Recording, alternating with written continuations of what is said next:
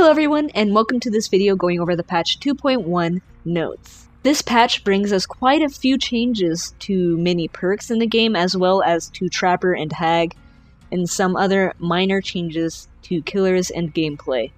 The very first set of changes I'm going to go over are the perk changes for both the survivors and the killers, because the changes to these perks can affect how you play during a game. So first, I'm going to start off with the survivors. First up is Ace in the Hole, which will now say there is a 100% chance to find an add-on of very rare rarity or lower, and they added a 10, 25, or 50% chance to find a second add-on with an uncommon rarity or lower. Next is Calm Spirit, which has had an effect added to it, and this effect applies to all tiers of Calm Spirit, which is not screaming in pain when you are hit,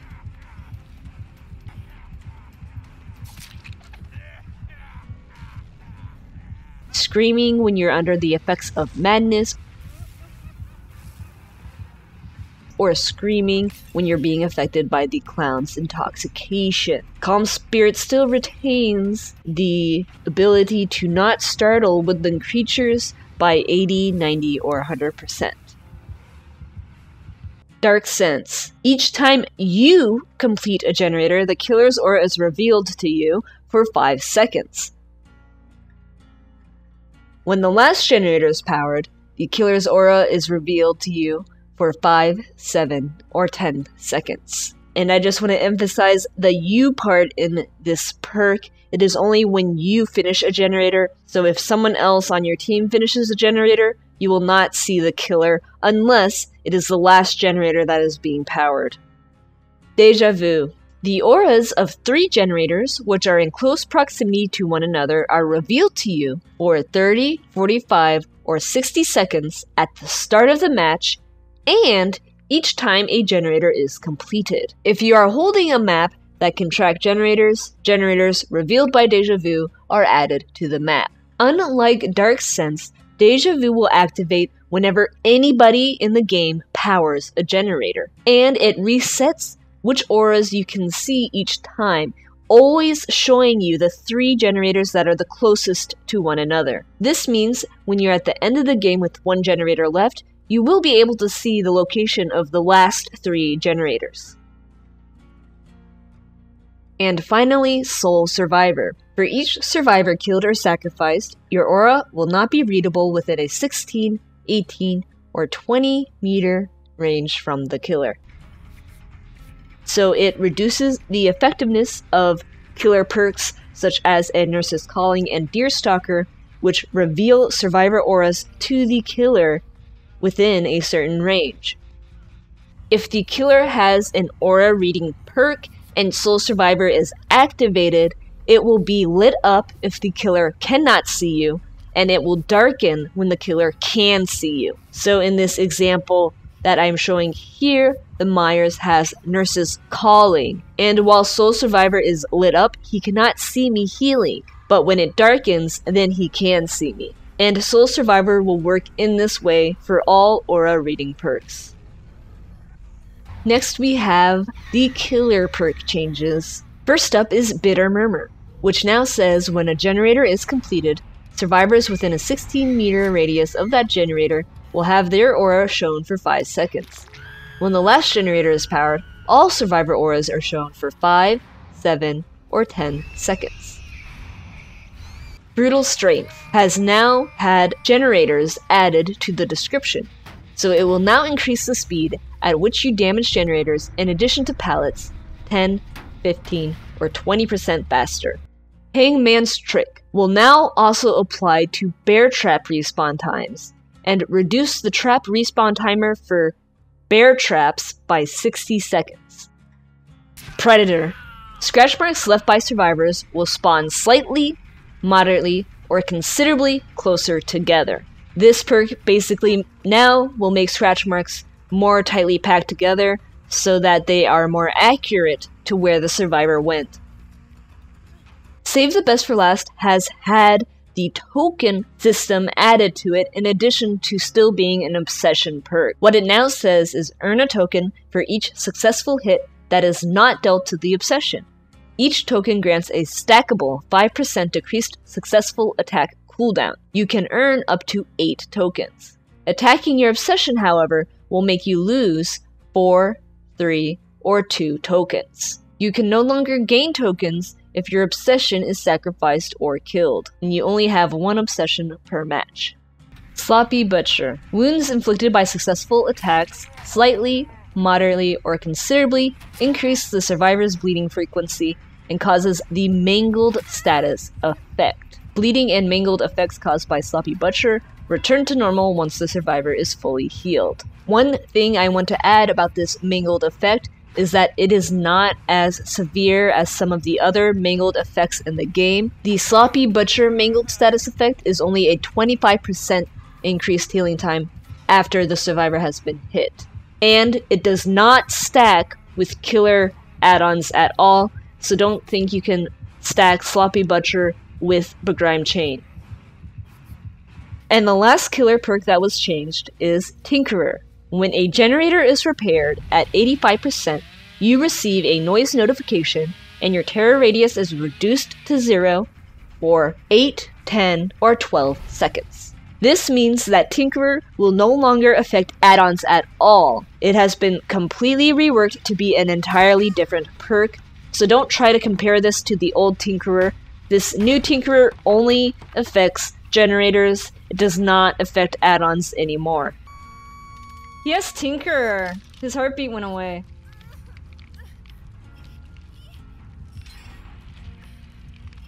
And that covers all the perk changes made in this patch. Now let's move on to some of the other big changes made this patch. Exhaustion no longer recovers while running. So for anyone who uses an exhaustion perk, this is a huge change because now you have to be more careful about how you use your exhaustion perks and just more cautious of where you are during a chase because you will not have that safety bubble coming up during the chase anymore, since you will most likely be running the entire chase. Of course, there will be those moments where you can walk during a chase, but I doubt the killer will give you 40 seconds of time to walk during the chase. And this also will make killers' lives a little bit easier who are chasing people who have exhaustion perks, because they know if they keep the pressure up, then that survivor will not be able to use their sprint burst or lithe or dead hard, whatever they may have. Next, they have adjusted the obsession mechanic, so now everybody gets to see who the obsession is. It is no longer just the obsession and the killer who can see who it is. Everyone can get this knowledge. Another thing is that you can tell when the obsession is being chased because the entity spikes around their icon will start twitching. So this is an important tool that survivors can use to know where the killer is and what they are doing. If you see that someone is being chased because the entity spikes are twitching, this means you are safe to work on generators, you're safe to heal, you're safe to do whatever you want because the killer is busy chasing someone. For killers, there was a balance change as well. They adjusted the killer pickup time to be 3 seconds now, down from the 4.3 seconds it used to be. So if killers look like they are picking survivors up a lot faster, it's because they are. Now that we got those balance changes out of the way, let's take a look at our 2 killers, the Trapper and the Hag, who have had a bunch of stuff adjusted to them to make them more viable during a match. First, I'm going to go over the Trapper changes. Trapper has had adjustments to his base power, which is they changed the trap setting time to have a 0.5 second open phase and 0.5 second exit phase. So this is when he's going in and out of the trap animation. Previously, it had been 1 second for each phase. It is important to note that these times cannot be modified with add-ons. His mid-trap animation, though, has been reduced to 1.5 seconds, and this can be modified using add-ons. So all this just means the Trapper can place his traps faster. They have also adjusted the trap disarm time to be 2.5 seconds instead of 1.5 seconds. So it will take a little longer for survivors to disarm those traps now. They have also increased the loud noise indicator range for a disarmed trap from 48 meters to 10 million meters. So no matter where the Trapper is, he'll know that trap is being disarmed. Sabotaged bear traps will now respawn after 180 seconds, similar to the hook regeneration, which means that you can no longer sabotage all the trapper traps. The regeneration time of his traps can be modified with the Oily Coil add-on and with the perk Hangman's Trick. And lastly, the Longwood Dye and Heart Bottle add-ons will now stack for the trapper so he can have very dark traps. Now that we are on the topic of add-ons, let's take a look at the Trapper add-on changes, because a lot of his add-ons have been reworked and their negative effects have been taken away. So the Bloody Coil has had its rarity value changed from very rare to ultra rare. They have done a complete rework of this add-on, so now it says when a survivor disarms or sabotages a bear trap, the survivor is injured. Survivors are not put into the dying state when sabotaging or disarming a Bloody Coil. They can only be injured from healthy, and it will also slightly increase the sabotage and disarm time. Diamond Stone has been renamed to Iridescent Stone, and it has also had its effect reworked. It now says that every 30 seconds, one closed bear trap chosen at random will become set. So here I have something cool set up for you guys. I have every single trap on the map laid out in front of me, and here we're just watching them open slowly every 30 seconds. Something interesting I found out is that if a survivor is standing on a trap, when it opens, it will immediately trap them. And the same goes for the trapper. If the trapper is standing on one of his traps and it opens, then it will snap on his foot. Next is Honing Stone, which now says it only inflicts dying upon the trapped victim if they free themselves. So you can tell if someone freed themselves from a trap because they would immediately go dying. But if they are just injured when they get out, then someone helped them out. And they have made the Trapper Bag allow the transportation of 2 extra bear traps when it used to only be 1. And you start with 1 extra bear trap as before. Now, going back, we also have changes to the fastening tools, which are now very rare. They tremendously increase setting speed and considerably increase rescue and escape time from bear traps, and moderately reduce the chance to escape a bear trap. Oily Coil will now increase sabotage time, disarm time. Stitch Bag is the same. The Rusted Jaws now apply mangles to trap survivors. Coils, again, increase sabotage and disarm time. Setting tools increase setting speed and rescue/escape time. These are the 2 dyes. Wax Brick reduces chances to escape. These Serrated Jaws now apply the Hemorrhage status effect until the survivor is healed. And they have added Padded Jaws, which are like a speed limiter for Trapper. Bear traps do not inflict damage to trap players. And if you hit a trapped player in the trap, they will automatically be released from that trap, but you can hit them again before they can run. And you will still be able to grab survivors out of traps that have padded jaws. So it can still be effective if you are close enough to a survivor that has been trapped. And then they added this Trapper Sack, which allows trappers to start with 1 extra bear trap and transport 1 extra bear trap. And those are all the new and reworked Trapper add-ons. Now let's take a look at the Hag. Hag has also had her trap animations looked at, so the mid-phase animation has been reduced to 1 second, and this can be modified using add-ons. Then her trap setting time is a 0.5 second open phase and 0.7 exit phase.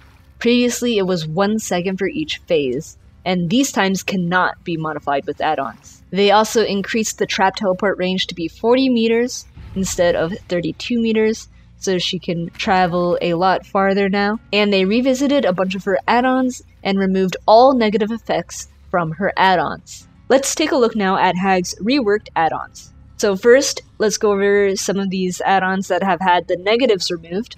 So all muds now will increase the Phantasm Trap range. Turtle eggs and other eggshells will increase the tripped Phantasm Trap duration time. The necklets will reduce the setting time of traps. For the disfigured ear, they removed the decreased time of tripped traps, and now it just has survivors who trigger a trap are deafened. For the dragonfly wings, they removed the slight increase of setting time for traps and the mention of Tinkerer. It only increases the distance where the hag can teleport to her traps now. And just, if you go through all her add-ons, you'll see there are no more negative effects. Something they added to the waterlogged shoe here is it slightly increases the hag's movement speed. So you guys should watch out for that. But other than that, her add-ons remain pretty much the same. They just removed all the negative effects here. And while we're still talking about add-ons, the Huntress had a minor change made to 2 of her add-ons, which are the Flower Babushka, which says it considerably decreases hatchet windup time, and this value has been reduced to a 12% decrease windup time instead of a 20%. And then her Mana Grass braid has also had a reduction to be a 8% decreased charge time instead of a 10%. And then the last killer to see some tweaks this patch is the shape. So they have changed his carry speed in tier 1 to now be the same speed as tier 2 and tier 3, so he can hook people just as easily as he can in his other tiers. And his tier 1 base speed has been buffed to be 4.2 meters per second now instead of 4.1 meters per second. So don't be surprised if you feel like tier 1 Myers is feeling a bit faster, and he can catch up to you a little bit faster now as well. So look out for that. There is one survivor item this patch that got a big nerf, and that is the brand new part, which is a toolbox add-on. So the brand new part can no longer repair a generator to 100%. Instead, installing the brand new part will complete 15% of a generator over 5 seconds, and during the install there will be 2 difficult skill checks. Successful skill checks will result in 5% progression each, for a maximum of 25% added progression, and the toolbox will no longer be consumed when the add-on is used. Instead, the add-on will be consumed. So killers will no longer have to worry about instant gens when they walk into the game, because the brand new part got severely nerfed. Now for some of the less exciting, just mechanical changes. They added a progress bar to emblem tooltips.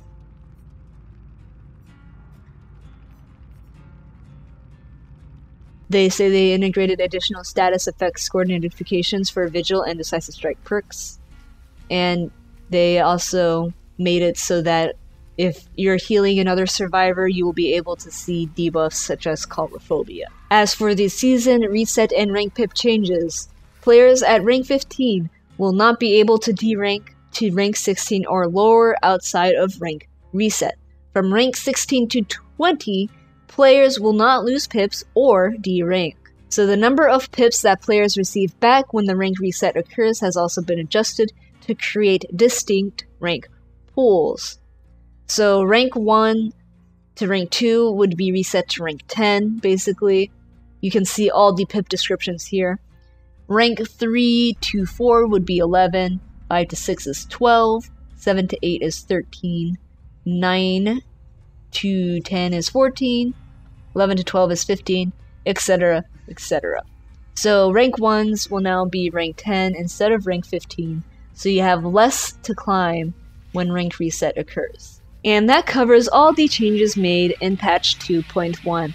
I hope this video has helped you out, and feel free to comment below about what you think about the patch, if you agree with some of the perk changes they made, or if you do not like them. What do you think of the exhaustion change? That's another big one, and the brand new part change. A lot of big changes made in this patch, even though overall it is quite a small patch in comparison to some of the other ones we've had in the past. But still, I think it brings a lot of interesting changes to the game. Anyways, thank you very much for watching, and as always, good luck out there in the fog, and see you next time.